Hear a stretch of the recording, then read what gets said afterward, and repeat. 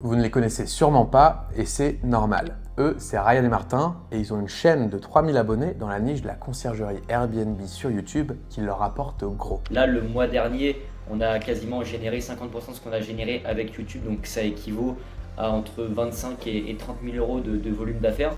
Et non, c'est pas grâce à la monétisation YouTube, c'est grâce à la vente de produits. Alors comment est-ce qu'ils ont fait pour fédérer une petite audience ultra engagée qui leur rapporte autant avec si peu d'abonnés? Et comment ils font pour continuer de poster des vidéos chaque semaine alors qu'ils sont en train de scaler leur activité? C'est ce qu'on va voir aujourd'hui. Si vous êtes nouveau sur cette chaîne, ici on analyse les meilleures stratégies d'entrepreneurs sur YouTube pour pouvoir faire pareil. Et justement, Ryan et Martin, c'est mes clients et la stratégie qu'on va voir aujourd'hui, on l'a mise en place chez eux ensemble. Au tout début, Ryan et Martin, ils envisageaient même pas de poster des vidéos. Non, franchement, pas du tout. Même au début, on considérait que c'était un petit peu une perte de temps parce qu'on vendait pas de produits, etc. Et en fait, comme les premières vidéos en général, on n'a pas les connaissances pour comment est-ce qu'on fait une bonne miniature, qu'on ne peut pas se permettre de dépenser dans un monteur ou même, en fait, la vidéo va faire 100 vues et très rapidement, on peut se dire, ok, ça sert à rien, quoi. Alors que c'est que de l'effet cumulé au final. On peut être démotivé par au début peut-être le travail fourni et le retour sur l'investissement qu'on va avoir. Et pour ma part, non, ça n'a jamais été une évidence puisque pendant très longtemps, je pense qu'il y a beaucoup de personnes qui se retrouvées là-dedans, mais j'avais peur du regard des gens. Puis finalement, ils sautent le pas et ils commencent à documenter leur parcours sur YouTube. Quand on a commencé, ça n'a pas forcément pris tout de suite. C'est-à-dire qu'on faisait des vidéos, ça faisait 20, 30 vues, etc. Jusqu'au jour où on a vu quand même qu'il y avait un intérêt qui devenait de plus en plus grand.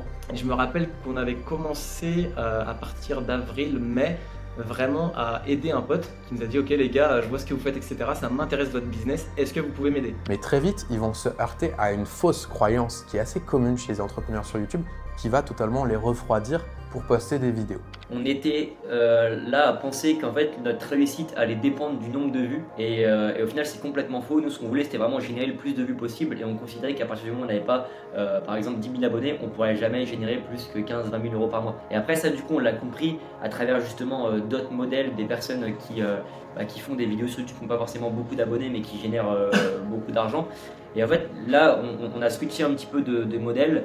Et on a réfléchi à comment est-ce qu'on pouvait faire justement pour maximiser nos chances de transformer un viewer en prospect. Alors, comme ils voient qu'il y a de la traction sur le sujet, ils décident de se donner à fond sur YouTube. Globalement, on était concentré que sur YouTube et en fait, naturellement, forcément, on a très vite compris que à partir du moment où on avait une vidéo qui était performante, qui avait des vues et qui engageait des personnes, on allait avoir du coup plus de personnes qui allaient regarder la vidéo, qui allaient après derrière potentiellement opt-in directement sur le VSL funnel qui était en description. Donc on aurait plus de leads, plus d'appels, plus de conversions. Donc on a réfléchi à comment est-ce qu'on pouvait faire pour maximiser l'audience sur YouTube. Et c'est là où justement on a essayé de se professionnaliser en se formant pour comprendre comment est-ce que fonctionne YouTube, pour générer plus de trafic, plus d'abonnés, plus de leads et plus de closes. Et le truc, c'est que YouTube, c'est pas un long fleuve tranquille et il y a pas mal de points de friction qui peuvent intervenir sur la route. Que ce soit de la stratégie, à comment on fait les vidéos. En fait, au début, leurs vidéos, elles étaient très cool, mais il n'y avait pas systématiquement de preuves de légitimité pour backer tout ce qu'ils avançaient. C'est-à-dire qu'ils allaient beaucoup parler du comment investir dans l'immobilier atypique par exemple, ou alors comment créer sa conciergerie sur Airbnb, mais ils allaient très peu dire en quoi ils étaient légitimes pour parler de ce sujet, alors que pourtant, eux, ils avaient déjà créé des conciergeries qui marchaient super bien et il manquait juste le fait de le mentionner dans les vidéos. Et ça, c'est assez classique chez les entrepreneurs qui ont une expertise, mais qui ont du mal à la marketer. Le deuxième truc, c'est que leurs vidéos, elles étaient très peu orientées bénéfices. Ils parlaient beaucoup du comment on utilise les logements atypiques, comment on crée sa conciergerie, etc. Mais ils n'expliquaient pas pourquoi c'est important, par exemple, d'utiliser les logements atypiques. Et donc, souvent, l'erreur que font les entrepreneurs, c'est qu'ils parlent beaucoup des features, du comment, du mécanisme, mais pas beaucoup du pourquoi. L'idée ici, c'est de parler du trou, pas de la perceuse. Par exemple, si on prend les logements atypiques, qu'est-ce que ça permet de faire d'avoir des logements atypiques? Ça permet d'avoir des biens qui ont une meilleure rentabilité, ça permet X, Y, Z. Ça, c'est quelque chose qu'on oublie souvent de mentionner en tant qu'entrepreneur. Et enfin, leurs appels à action, ils étaient assez vagues. Globalement, ils disaient, bon voilà, si générer des revenus avec Airbnb sans être propriétaire vous intéresse, on a une formation gratuite, mais c'était un petit peu flou. On n'avait pas cette notion de à qui ça s'adresse, on n'avait pas cette notion de bénéfice clair. Donc ça, c'est des choses qu'on avait pu changer ensemble justement pour maximiser la prise de rendez-vous suite à leurs vidéos. Donc si vous êtes entrepreneur, pensez bien à mettre des preuves de ce que vous avancez, pensez bien à parler des bénéfices, à parler du trou, pas de la perceuse, et pensez bien à avoir des appels à action qui soient le plus clairs possible. Eux, ils avaient un autre problème, c'est que leur identité visuelle, elle n'était pas figée et elle changeait de vidéo en vidéo. C'est au niveau du branding et de l'image personnelle. Maintenant, quand on regarde notre branding, c'est vraiment jaune et noir. On voit que c'est nos vidéos, alors qu'avant, on pouvait partir en fait dans tous les sens au niveau de la DA graphique. Et du coup, en fait, on ne pouvait pas reconnaître une vidéo de Concierge Élite parmi tant d'autres. Donc déjà, en ajustant tous ces points, ça permet d'avoir des vidéos qui sont beaucoup plus optimisées pour la conversion. Alors, ça peut paraître un petit peu machiavélique dit comme ça, mais c'est simplement un sujet de dire, vous avez une expertise aujourd'hui, et c'est un peu notre responsabilité à nous de bien mettre en forme notre expertise pour qu'elle soit finalement accessible, pour qu'elle soit facile à intégrer pour les gens qui nous regardent. Et ce qui est intéressant avec YouTube, c'est que ça permet aussi d'avoir des vidéos qui vont se ranker dans le temps. Voilà comment ça s'est passé pour Ryan et Martin. Et c'est ça qui est hyper important, c'est que tu vas capitaliser avec le temps.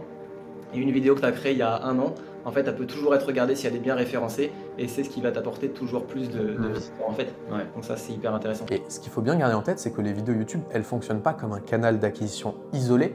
L'objectif, c'est aussi qu'elles rayonnent sur tout le business. Notre chaîne YouTube, il y a tellement de preuves sociales de personnes qu'on a accompagnées pour qui ça a marché, plus il y a tellement de valeur que les personnes qui vont voir nos ads vont finir par s'abonner sur Instagram, vont finir par être mis au contact de vidéos sur YouTube, parce que quand ils vont opt-in, ils vont recevoir après une newsletter avec parfois des vidéos YouTube qu'on va sortir, qu'on va publier, qu'on en met en général entre 1 et 2 par semaine. Et en fait, le fait de les envoyer vers des vidéos YouTube où il y a de la preuve sociale plus de la valeur avant de les envoyer en call, ça fait qu'en fait, il y a ce système où on les nurture, on leur apporte un maximum de valeur, ils montent en confiance, et quand ils arrivent en call, on sait qu'ils vont se présenter, il n'y aura pas de no-show, et il y aura aussi un meilleur taux de conversion. Et un truc qui est intéressant avec Ryan et Martin, c'est qu'ils n'avaient pas juste un objectif d'acquisition client. Regardez. Le fait de se montrer, forcément, tu vas avoir plus d'opportunités qu'une personne qui ne se montre pas sur les réseaux. Et quand tu es justement expert dans un domaine où tu es reconnu, bah, les gens vont venir plus facilement à toi, te proposer par exemple des projets immobiliers, comme nous on est dans l'immobilier, que si on restait dans notre coin à faire notre petite conciergerie, quoi. Alors ouais, ok, aujourd'hui ils commencent dans une petite niche, la conciergerie Airbnb, mais au fur et à mesure qu'ils grandissent, ils vont pouvoir faire évoluer aussi leur ligne éditoriale et parler peu à peu peut-être d'immobilier au sens large et puis d'entrepreneuriat au sens large plus tard. Et donc finalement leur audience va grandir en même temps qu'eux. Et le truc marrant qui est un petit peu méta, c'est que c'est grâce à exactement la même stratégie qu'ils utilisent qui m'ont découvert sur YouTube et qu'on a travaillé ensemble. Un soir, je regardais des vidéos sur YouTube, tu vois, et je tombe sur une miniature de toi qui analysait Alex Hormozy. Et du coup, la vidéo m'avait mindfuck, tu vois, j'avais vite capté que tu avais capté YouTube. Et on s'est dit, ok, il faut qu'on se rapproche de ce mec pour voir ce qu'il propose en termes de produits. Donc, si vous vous demandez si ça marche, tous ces trucs, oui, ça marche vraiment. D'ailleurs, si vous êtes entrepreneur et que vous voulez faire pareil, ajouter 5, 10, 20K par mois de marge à votre business grâce à une chaîne YouTube qui est pensée pour attirer des clients, bah, vous pouvez prendre un call avec moi, on fera le point sur votre stratégie YouTube et je vous dirai si on peut vous aider ou non. Et qu'on travaille ensemble ou non, le but c'est que vous repartiez avec plus de clarté que lorsque vous êtes arrivé. Mais le truc c'est que YouTube, ça prend du temps. Et si vous avez une entreprise à scaler comme Ryan et Martin, vous n'avez pas forcément le temps de tout faire. Donc voilà l'état d'esprit qui leur a permis de tirer leur épingle du jeu par rapport à ça. Le deuxième conseil, surtout, ça serait de voir le retour sur investissement à long terme et pas forcément se dire au début ok, je vais faire 2-3 vidéos et ça y est, je vais direct avoir un retour. C'est vraiment miser sur le long terme, s'installer et voir le retour que ça pourra apporter avec le temps, quoi. Et pour être prêt à tenir sur le long terme, il va falloir être stratégique. Moi, si demain je recommence sur YouTube, moi je me dis je pars sur minimum 6 mois où je vais sortir une vidéo YouTube par semaine. Et je vais chercher à comprendre les métriques qui vont me permettre de pouvoir faire en sorte de développer ma chaîne et aussi ne pas hésiter assez rapidement à aller vendre un produit. Parce que l'argent qu'on va pouvoir générer avec ça, en partie on pourra le réutiliser pour pouvoir se former, pour pouvoir monter en compétence sur YouTube, pour pouvoir aussi déléguer à des personnes qui vont créer des miniatures ou des monteurs qui vont créer une vidéo qui est quand même beaucoup plus structurée. Et tout ça fait qu'au final, en fait, naturellement, les vues, une chaîne YouTube qui demain fonctionne, c'est pas dû au hasard, c'est du travail. Au fond, une chaîne YouTube, ça se structure comme une entreprise avec des process et une équipe. La suite, si on parle vraiment au niveau de YouTube, les axes un petit peu d'amélioration, ça serait vraiment d'accentuer encore plus l'image professionnelle. Parce que là, en fait, on n'a pas d'équipe de tournage, c'est-à-dire qu'on va pas avoir de cadreur, etc. Donc là, c'est un petit peu fait, on va dire… avec les moyens du bord. Mais justement, comme quoi ça marche même Bah, sans ça. avoir une grosse équipe, quoi. YouTube, ça rapporte de l'argent à l'instant T sur les accompagnements qu'on va vendre à la fin du mois. Il y a aussi le fait qu'aujourd'hui, je pense que YouTube, c'est aussi un élément de crédibilité pour notre propre brand.